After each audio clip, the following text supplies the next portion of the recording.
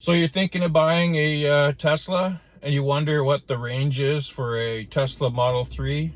So here I've got my car as an example. It's a 2022 Model 3 long range.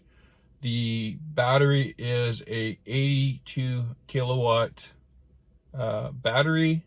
Right now, after a year and a half of using it, I have 76.1 kilowatt hours of nominal full battery. So what's that mean is if I fill it to the top and then drain it to complete empty, I've got 76 kilowatts.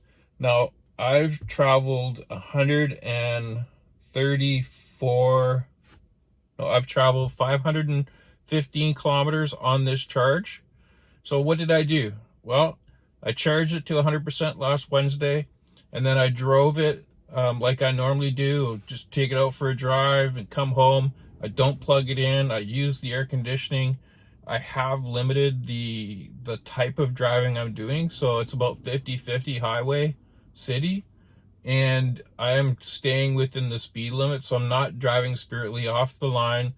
I'm not doing anything more than 10 over anywhere. So I did exceed a few times on the highway above that 10 over, but just briefly.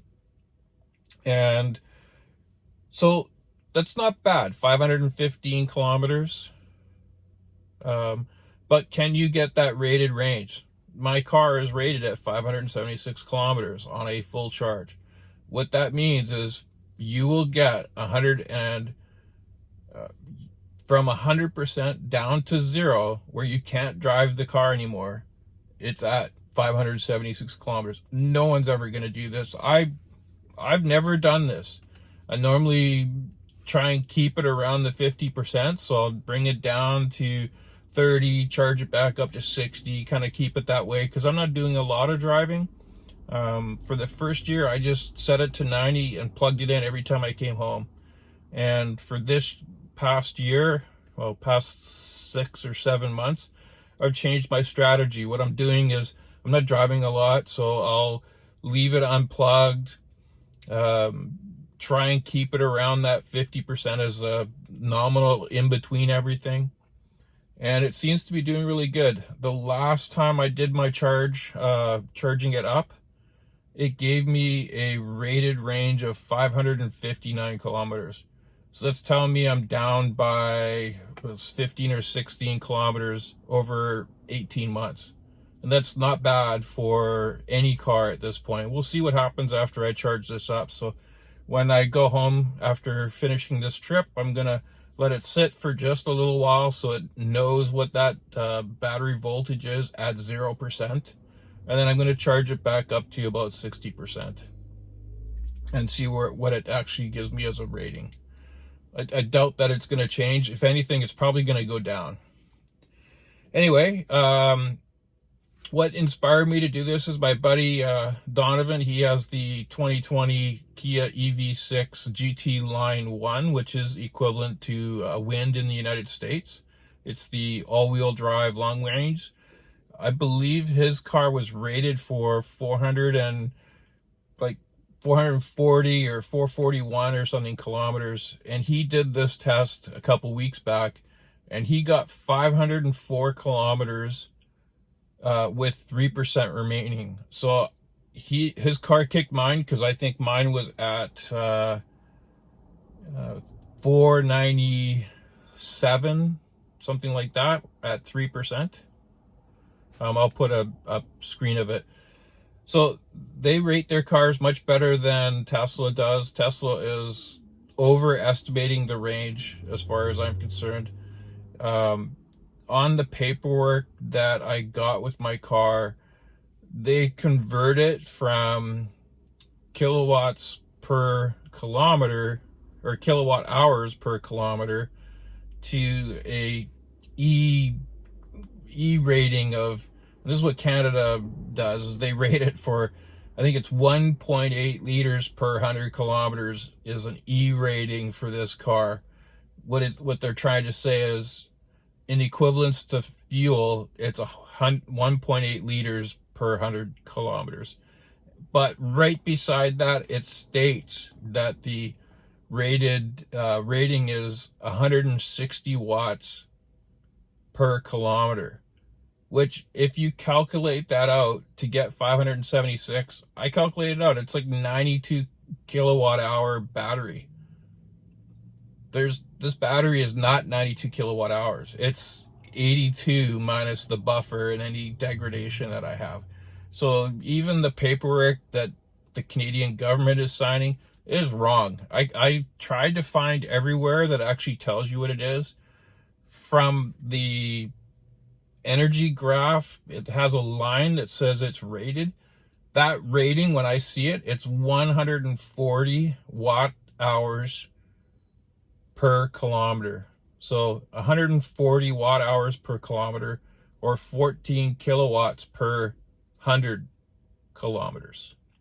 So that's the rating that I'm seeing on that energy graph. Nowhere near the 160 that they're trying to say. And the best, so over this 500 kilometers, my average is 134 watt hours per kilometer.